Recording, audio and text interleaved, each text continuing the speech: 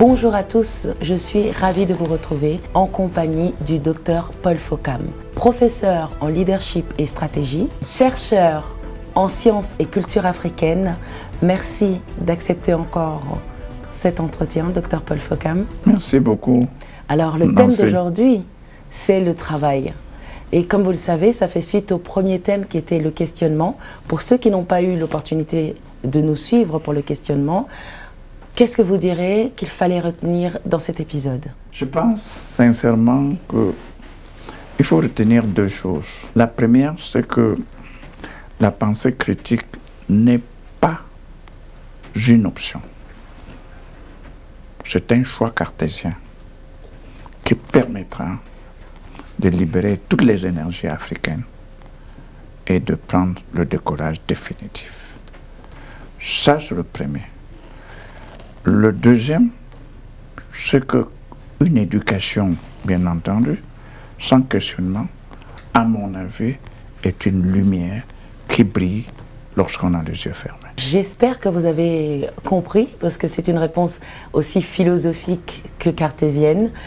Libérer toutes les énergies africaines, prendre le décollage, peut-être qu'on arrive, en fait, ça tombe à pic de ce thème du travail. Quel est le travail qu'on va devoir faire pour atteindre ce processus?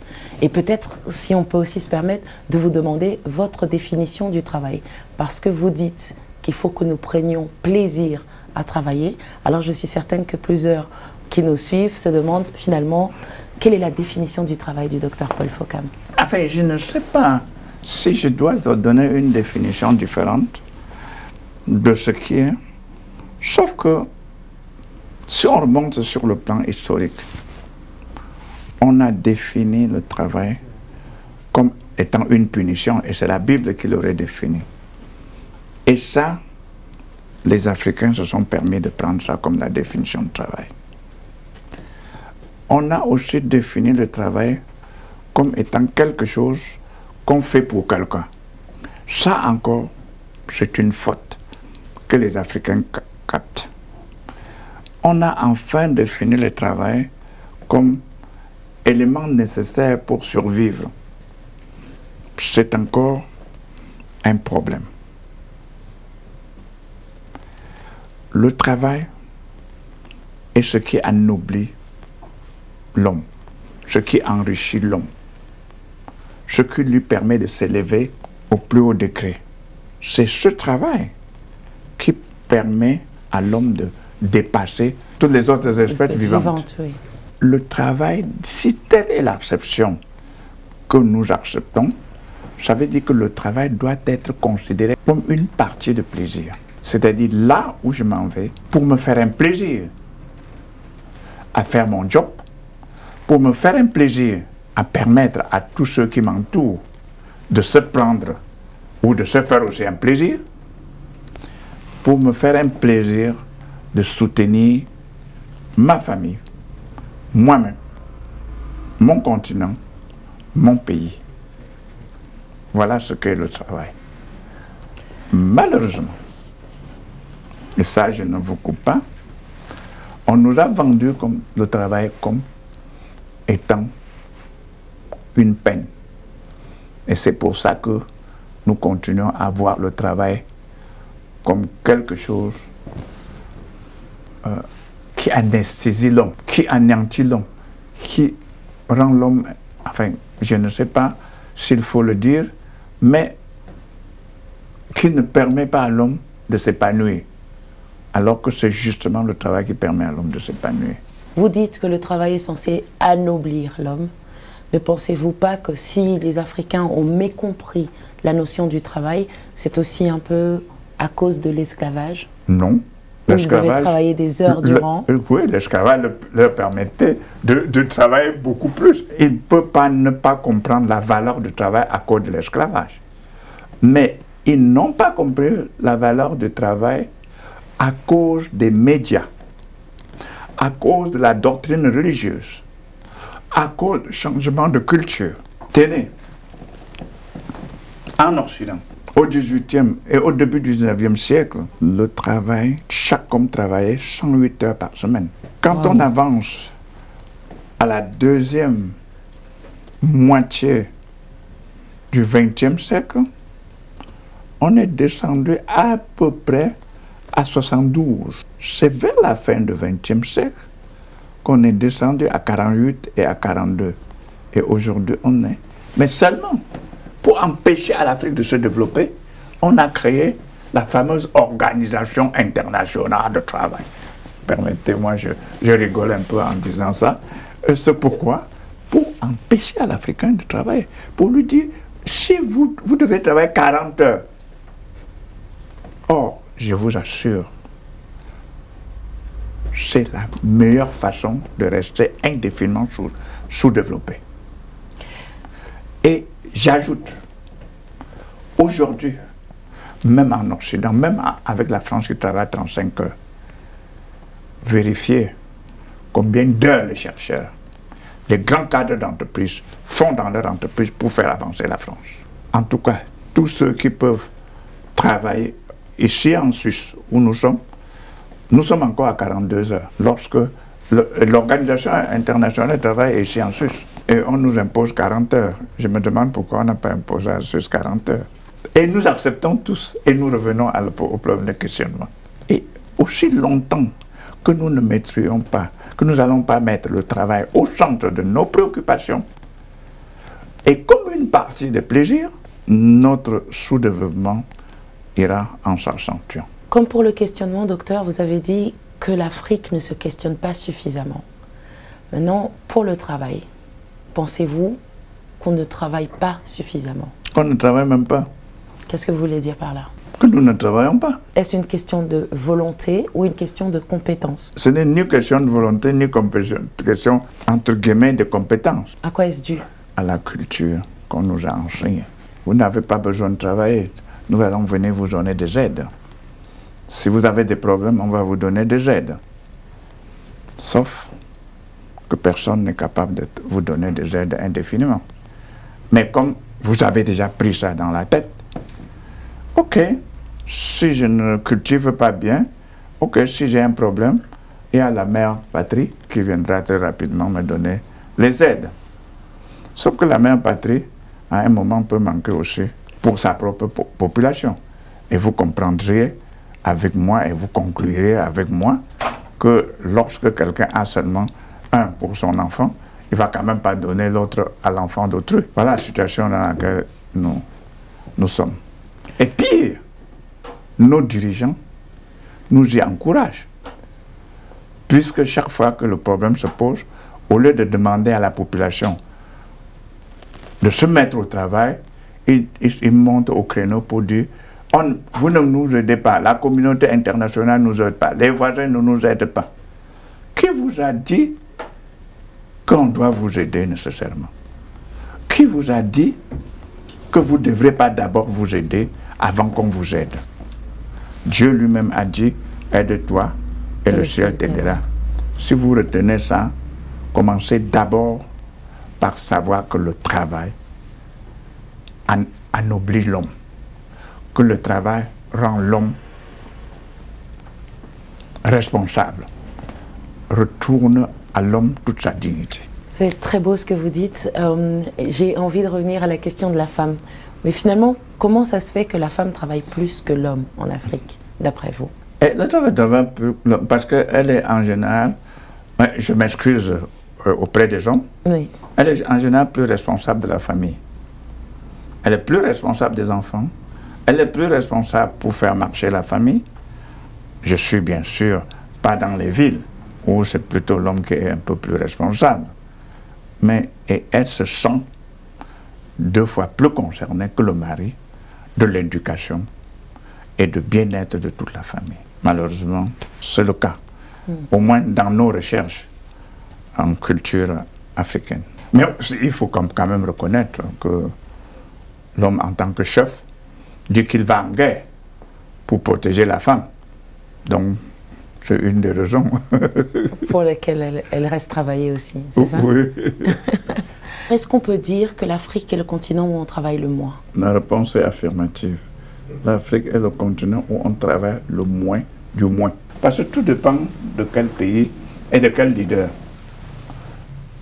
Ailleurs en Afrique? Hein? Ailleurs en Afrique, hein, Oui, je parle bien ailleurs en Afrique. Ma réponse est oui. Globalement, on travaille moins. Mais si tu prends certains pays, comme le Rwanda par exemple, on travaille plus à cause du leader. Si tu prends le Ghana, on travaille un peu plus à cause du leader. Si tu vas au Cameroun, le travail est comparable au Bénin. Si tu vas, je sais pas moi, en Guinée équatoriale, c'est encore pire. Donc, il y a quelques exceptions que je n'ai pas pu tout citer, qui essayent de vouloir changer l'Afrique. Dans l'idéal, et je sais qu'on ne peut pas comparer parce que, vous l'avez dit, que ce soit pour cet épisode ou l'épisode passé, on ne parle pas de réformer ce qui n'existe pas. Donc nous, on doit réinventer les choses. Mais dans l'idéal, par rapport à en comparaison à d'autres parties du monde, quelle serait la partie du monde à laquelle on pourrait plus ou moins copier ou piquer quelques façons de faire? La première partie du monde où il faut piquer quelque chose, c'est l'Afrique elle-même. Parce que n'oubliez pas qu'avant la colonisation intellectuelle, mentale et morale, on travaille beaucoup en Afrique. Beaucoup d'inventions ont été faites en Afrique. N'oubliez pas. Donc, il faudra reprendre l'histoire que nous connaissons d'Égypte, d'Éthiopie ancienne, du royaume Monomotapa, pour reprendre les notions essentielles du travail. Ensuite, s'il faut sortir du continent africain, il faut aller en Asie. Par exemple, en Chine aujourd'hui, il y a 10 jours de vacances par an. N'oubliez pas, 10 jours. Et tout le monde s'arrête pour faire ces 10 jours. Les boutiques sont ouvertes, nuit et jour. À Singapour, les boutiques sont ouvertes nuit et jour. Malaisie, il y a 12 jours de congé par an. Ça, c'est pour tout le monde. Et les analyses que nous avons faites, c'est qu'ils font encore à la date d'aujourd'hui 60 heures de travail. Et si tu ne fais pas ce minimum, tu ne peux pas rattraper le retard. Parce que les autres sont descendus à 40 heures, à 35 heures même. Encore que 37 heures, c'est un peu très compliqué à expliquer. Mais si tu travailles à 40 heures, pour quelqu'un qui avait travaillé 108 heures à économiser, 72 à économiser, 48 à économiser, tu ne pourras pas, je ne dirais pas le rattraper, mais au moins récupérer une partie des richesses qu'il a déjà accumulées. Ce qui veut dire clairement que nous singeons l'Europe idiotement.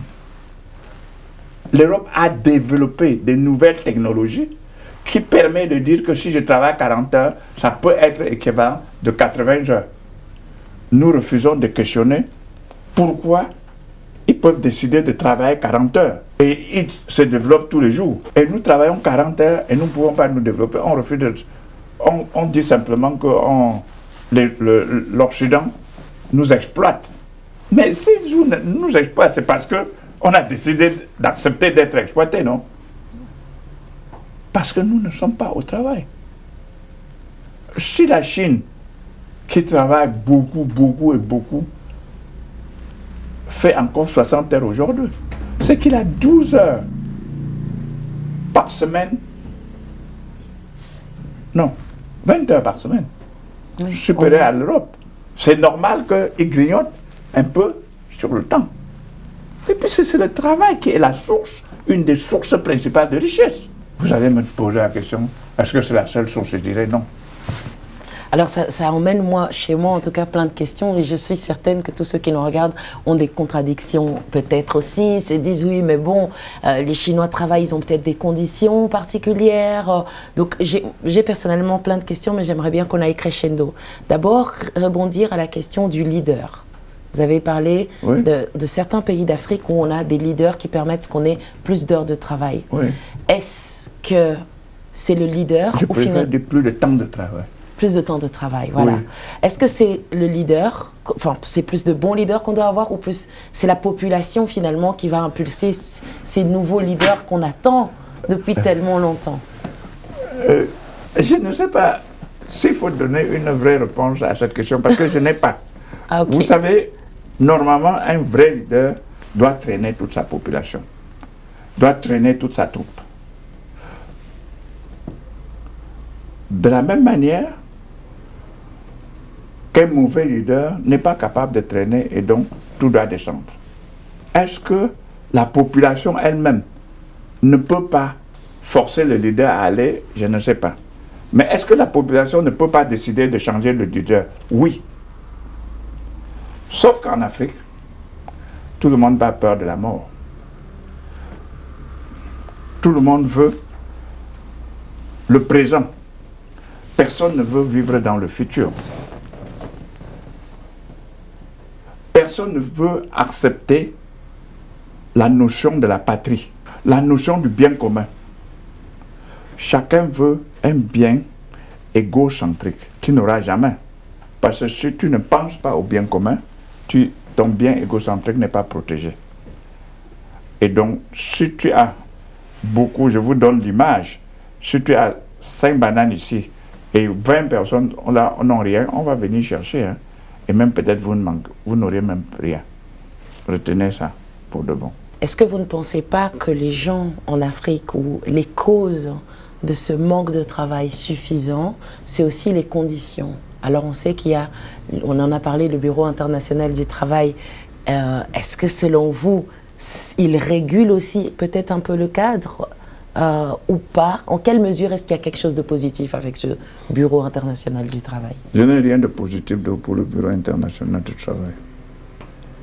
Tout est négatif parce que tout est fait pour empêcher à l'Afrique de se développer. Regardons ensemble la durée de travail.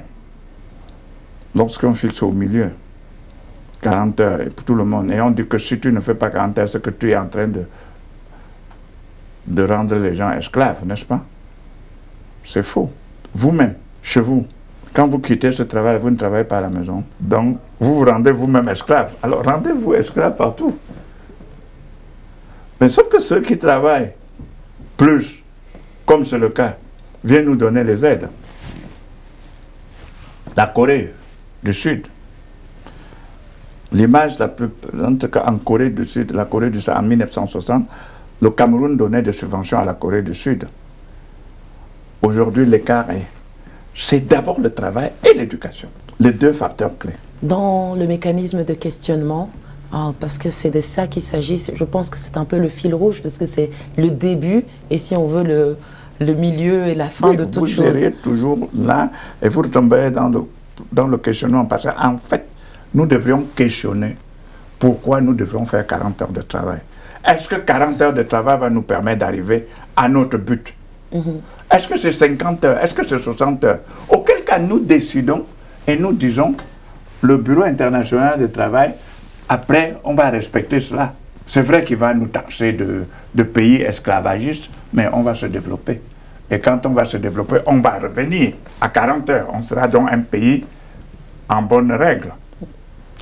Mais ne faut-il pas quand même fixer un peu les termes du travail pour pouvoir respecter aussi ces travailleurs? Il y a beaucoup de gens qui sont de bonne volonté. Non mais c'est vrai, je suis certaine qu'il y en a qui nous suivent, qui sont de bonne volonté et qui aimeraient vraiment travailler, qui ne demandent qu'à travailler, mais qui n'ont pas les conditions qu'il faut pour pouvoir travailler convenablement, et que ce soit des hommes ou des femmes. Qu'est-ce qui peut... comment est-ce qu'on doit se questionner pour arriver à quelque chose qui permette aux gens de s'épanouir professionnellement? Qui va définir l'épanouissement de quelqu'un? Permettez-moi de poser cette question. Qui va définir? Si c'est moi qui dois définir mon épanouissement, je n'attendrai ça de personne. À mon lieu de travail, je vais définir les conditions dans lesquelles je peux m'épanouir. Et si ça ne va pas, je change. Mais quand vous me dites de définir, c'est encore une aliénation mentale. Bon, maintenant, si je définis des conditions, c'est quoi? De vous mettre dans un frigo pour que vous n'ayez, ou bien dans une chaleur pour que vous n'ayez pas chaud, ou quoi? Mais votre bonheur, c'est vous qui le décidez. Et le travail, c'est le bonheur. C'est vous qui allez décider, et c'est ça le problème de questionnement. C'est vous qui allez décider dans quelles conditions je vais atteindre l'optimum de mon bonheur. Fixer les conditions, le machin, c'est aussi une anesthésie. Est-ce que vous voulez dire vous savez, en Europe, on dit on fixe les conditions. Je vais vous donner l'exemple. Moi, j'avais une entreprise en France, j'ai fermé. Chaque fois qu'un employé faisait 15 mois, il me disait toujours, je vais démissionner. Je dis, non, mais c'est pas normal, vous travaillez bien. S'il vous plaît, pardon, permettez-moi de démissionner. En fait, l'assurance chômage lui permettait de démissionner pour aller faire un an sans rien faire. Et quand il dit, je vais démissionner, il faut qu'il démissionne et que je le licencie. Parce que si on sait qu'il a démissionné, il n'aura pas l'assurance chômage. Oh, quand tu te trouves dans une telle situation, tu as quoi? Tu as ta conscience et tu dois le licencier. Mais 2, 3 fois, 4 fois, tu dis, je ne continue plus dans cette... Parce que non, ça ne marche pas. Vous dépeignez la situation en Occident. Très bien. Pour vous donner les conditions. Voilà, les conditions. Quand on crée les conditions, vous créez aussi les conditions dans lesquelles les gens ne veulent pas ou ne peuvent pas travailler. On laisse à chacun de choisir ce qui fait son bonheur. Ça me rappelle un peu le fait que les gens décident de prendre des embarquements pour venir chercher du travail ici. Est-ce que vous comprenez ça? Non, je ne peux pas comprendre. Qu'est-ce que vous conseillez à ces gens-là? Mais je dis, je ne peux même pas comprendre. Parce que quelqu'un ne peut pas laisser un continent aussi riche que l'Afrique et risquer sa vie pour venir chercher du travail ici. Qu'est-ce qu'on ne peut pas faire en Afrique? Dites-moi. Vous avez été normalement formé, à supposer que vous étiez formé. Qu'est-ce que vous ne pouvez pas faire? Aller chercher de l'or, vous pouvez. Aller faire l'agriculture, vous pouvez. Aller faire la mécanique, il en manque tellement dans tout le pays d'Afrique. L'électricité, il en manque. Qu'est-ce qui vous en manque? Allez demander une petite formation de mécanicien, vous pouvez. Aller apprendre à conduire, ça c'est possible. Je ne sais pas. Aller balayer, c'est possible. Mais vous préférez venir faire le gardiennage en Europe. Médecin, gardiennage. Sinon infirmier, ingénieur, gardiennage, tout un tas. Donc, vous voyez que c'est un problème de complexe. Ce n'est pas un problème. Alors, l'Occident, les Européens descendent en Afrique pour faire fortune. Vous montez vous quittez l'Afrique pour aller chez eux pour vous appauvrir. C'est normal? Il y a beaucoup à faire en Afrique, en effet. Mais que dites-vous à celui qui vous dit qu'il préfère être balayeur en Europe qu'être professeur en Afrique ou médecin? Parce que ça ne paye pas, finalement. Ça, c'est une question un peu stupide de la part de celui qui dit ça, pas de votre part. Pourquoi? C'est les balayeurs en Europe. Il va gagner beaucoup d'argent, non? C'est ça, non? Ce qu'il dit. Est-ce qu'il aura la dignité du médecin? La valeur, c'est aussi ça. Je vais d'abord la valeur. D'un et de deux, quelle est la base sur laquelle il pense qu'il touche moins? Je prends le cas que j'ai vécu personnellement. Moi, à l'époque, il y a 20 ans, 15 ans, j'avais affecté un cadre en France. Il touchait exactement 450 000 CFA. Ce qui représente... Ça représente à peu près, c'était à peu près 1000 $. Hein. Quand je devrais l'envoyer en France, il fallait que je multiplie ça par 7,5 ou par 8 pour qu'il retrouve le bon niveau. C'est-à-dire son niveau du Cameroun. Ce qui veut dire, le niveau de salaire est relatif au niveau de vie. Ce que les gens refusent de se questionner. Maintenant, rentrons dans la réalité.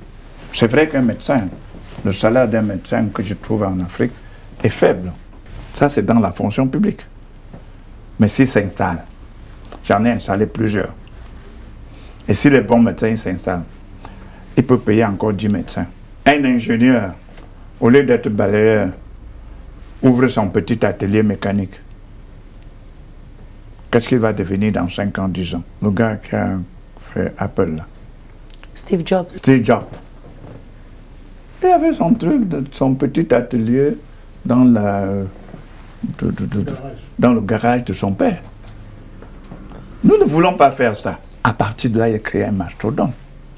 Pourquoi nous ne croyons pas qu'à partir de là, nous allons faire des inventions et de trucs qui va changer le monde? Il y a même des chercheurs qui disent qu'ils font leurs recherches, ils envoient en Europe pour être approuvés. Mais sauf que si je m'aperçois, et ça c'est le cas que j'ai déjà vu, je m'aperçois que c'est une bonne recherche, je l'inscris à mon nom. Et toi, tu n'existes plus. Et on va dire que les Africains sont nuls. Mais c'est nous qui décidons d'être nuls. Donc, vous dites, les gens qui disent qu'ils sont... Mais ils ont le droit de choisir leur mode de vie. Mais moi, j'ai le droit de dire que c'est une erreur de fond. Docteur, vous encouragez le travail, on l'a bien compris. Que dites-vous donc des rapports du BIT qui accablent l'Afrique chaque année sur le travail des enfants? Moi, à l'âge de 7 ans, je travaillais déjà. Il fallait que j'aille dans les plantations, il fallait pour chercher de quoi payer ma scolarité. À 10 ans ou à 15 ans, je devrais aller à l'école, puis sortir, aller faire le machin. Est-ce que je suis un enfant? Ça, c'est le premier volet. Le travail des enfants, c'est aussi une éducation. C'est maintenant, il faut que ce soit le travail organisé. On peut dire qu'on n'organise pas bien le travail des enfants, mais c'est aussi une éducation. Le BIT nous aime bien, n'est-ce pas? Mais pourquoi, au lieu de dépenser tant d'argent chez les fonctionnaires, ne nous donne pas de l'argent? Moi, j'ai fait la lutte contre la pauvreté. Je n'ai jamais vu, et dans beaucoup de pays en Afrique, je n'ai jamais vu BIT qui dit vraiment prends ça pour développer le travail en Afrique. Comme ça, je vais sortir le lot des enfants. Ça, c'est souvent dans les mines. Mais nous avons des procédés. Nous avons des organisations qui peuvent empêcher aux enfants de travailler de façon permanente dans les mines. Mais je ne peux pas les empêcher de travailler dans les mines.